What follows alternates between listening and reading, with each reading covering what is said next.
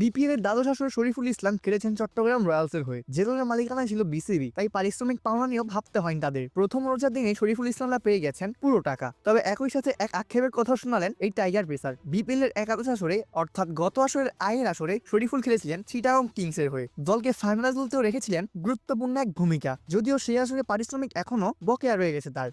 এরই মাঝে পরবর্তী আসরে সব পারিশ্রমিক পেয়ে গেছেন শরীফুল। তিনি বলেন, সত্যি বলতে এবার সবচেয়ে ভালো গেছে। এর আগে সুমন স্যার অর্থাৎ হাবিবুল বাশার সুমন চট্টগ্রাম রয়্যালসের পরামর্শকের সাথে খুলনা রাইডার্সে একবার ছিলাম। এই দুইবারই খুবই ভালো ছিল। গত বছরের মানে এবারের আগের আসরে পেমেন্টও এখনো পাইনি। তো সব মিলে এবার আলহামদুলিল্লাহ খুব ভালো লাগছে। এবারে পারিশ্রমিক পেয়ে। এই সময় শরীফুলের কাছে জানতে চাওয়া হয় বিপিএল এ কয়টি দল দেখতে চান তিনি। নির্দিষ্ট কোনো সংখ্যায় উত্তর না দিলেও শরীফুল জানান দল বৃদ্ধি চান তিনিও, তবে তা যেন হয় মানসম্পন্ন দল। উদাহরণ হিসেবে দেখালেন বিপিএল এর চ্যাম্পিয়ন রাজশাহী ওয়ারিয়র্সকে। তিনি বলেন, এটা তো আমি বলতে পারবো না, আমরা তো চাই দল বাড়ুক, তবে রাজশাহী যেভাবে দল করেছে এমন দল যেন হয়, তাহলে সবাই খেলতে আগ্রহী থাকবে।